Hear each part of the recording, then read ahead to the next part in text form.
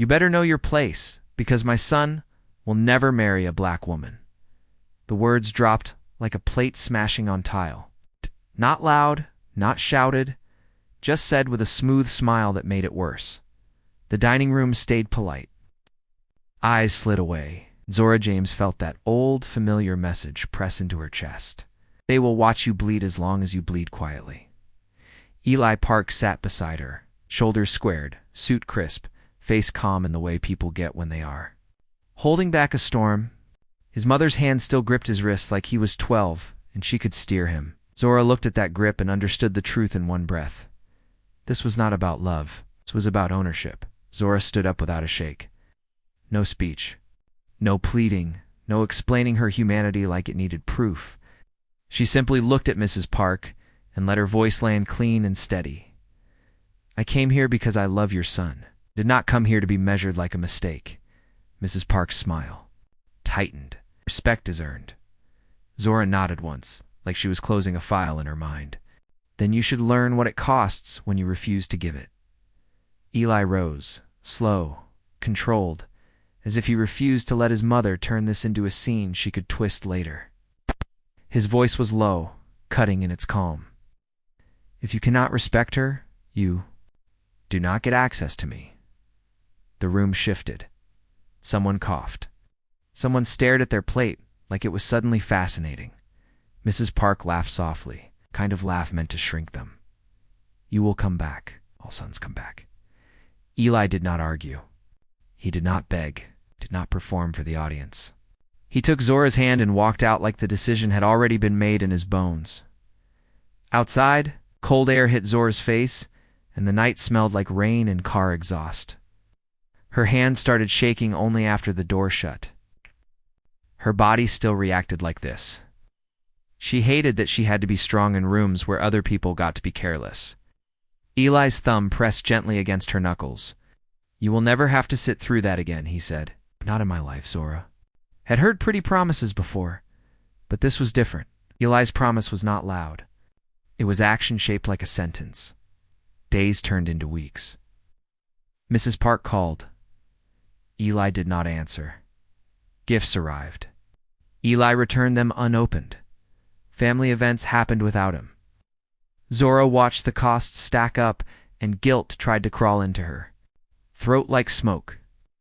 She worried she was the reason he lost his family. Eli ended that fear with one quiet line that stayed with her for years. "Love does not ask you to shrink." Zora had spent her whole life learning how to take up as little space as possible and still survive. She grew up in a small apartment where her mother counted coins on the table and smiled anyway, Zora learned. Early, that dignity is not something you are given, it is something you carry, even when people try to knock it out of your hands. She met Eli at a community center where they both volunteered. He was gentle, thoughtful, the kind of man who listened, like your words mattered. When he looked at her, she did not feel studied. She felt seen. Their love grew steady, like a heartbeat you could trust. They married without Mrs. Park there. Then life happened. Real life. The kind that does not care about pride.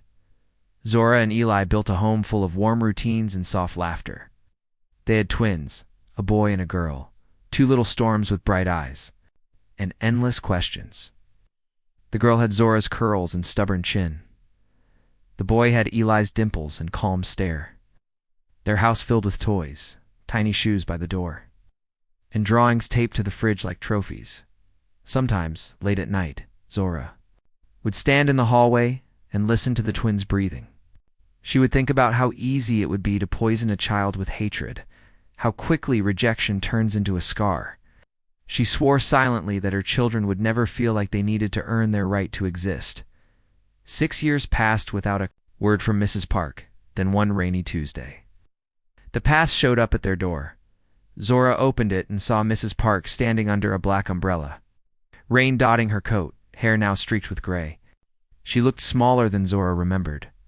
Not harmless, just older. Her eyes were tired in a way pride cannot hide.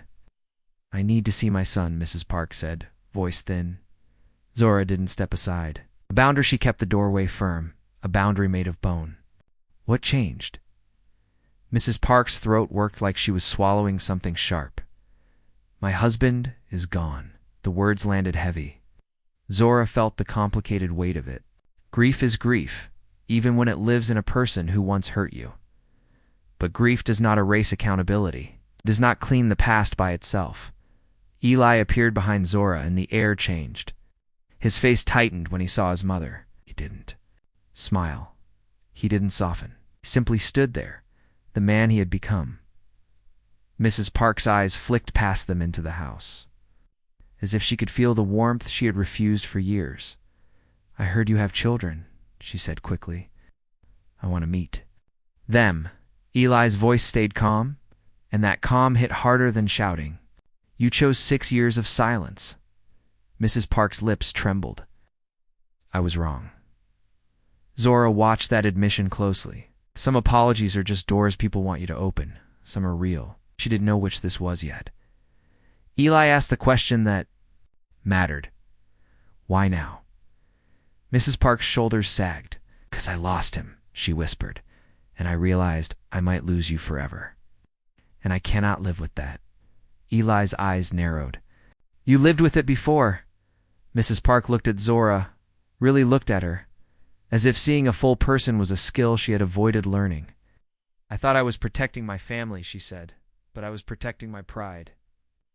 And pride is a lonely thing." Before anyone could respond, small footsteps padded down the stairs. The twins appeared in sleepy confusion, hair messy, eyes wide. The girl hugged a stuffed bear to her chest. The boy rubbed his face with both hands and stared at the stranger. "Who is that?" the boy asked. Eli crouched, steady and careful. "This is my mother, your grandmother." The word grandmother hung in the air like a test. The twins didn't react with hate or fear. They didn't have the past in their bodies. They only had curiosity. Mrs. Park dropped to her knees, umbrella slipping from her hand. Her arms hovered, uncertain, like she didn't know if she was allowed to exist in this moment. Her face crumpled when she looked at them. "They are beautiful," she whispered, and the words sounded like they hurt. The girl tilted her head. "Are you sad?" Mrs. Park nodded, unable to speak. The boy stepped forward, then paused and looked back at Zora for permission. Zora's heart squeezed so hard it almost ached. She gave one slow nod. The boy placed his small hand on Mrs. Park's arm, gentle and unafraid. It was the simplest touch, and it shattered her control. Mrs. Park covered her mouth and cried right there on the floor. Not performing, not arguing, just breaking open. Zora did not rush to comfort her. She did not punish her either. She stood still, holding the line between mercy and protection. Eli stood up and delivered the truth like a rule. Respect is not what you demand. It is what you practice. Zora stepped forward, voice calm, sharp, undeniable. "If you want a place in their lives, you will respect me first, every time. No excuses." Mrs. Park looked up, eyes wet, pride finally stripped down to something honest. "I am sorry," she said, "for what I said. For what I refused to see." Zora didn't offer instant forgiveness. She didn't need to. She only needed safety. She only needed truth. Eli opened the door wider and let his mother step inside. Not as a queen returning to her throne, but as a guest on strict terms. Not because she deserved it, but because the children deserved a chance at family that wasn't poisoned.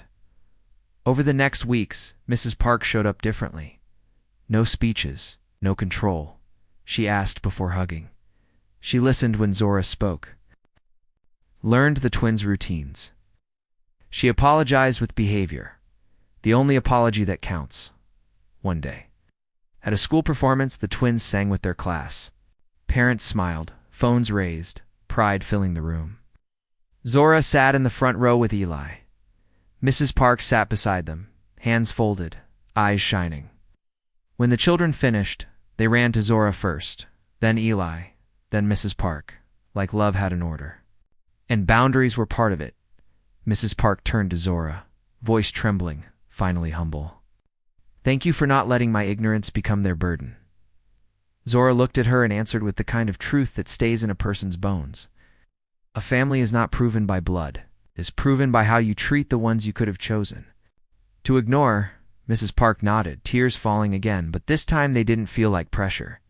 They felt like understanding arriving late, because the real victory was never about making someone regret their words. It was about Zora refusing to shrink. It was about Eli choosing love over control. It was about two children growing up in a home where dignity was not negotiable. If this story hit you, comment where you're watching from and what moment stayed with you. Share your thoughts on whether people can truly change. Subscribe for more stories about quiet strength, real respect, and justice that doesn't need to shout.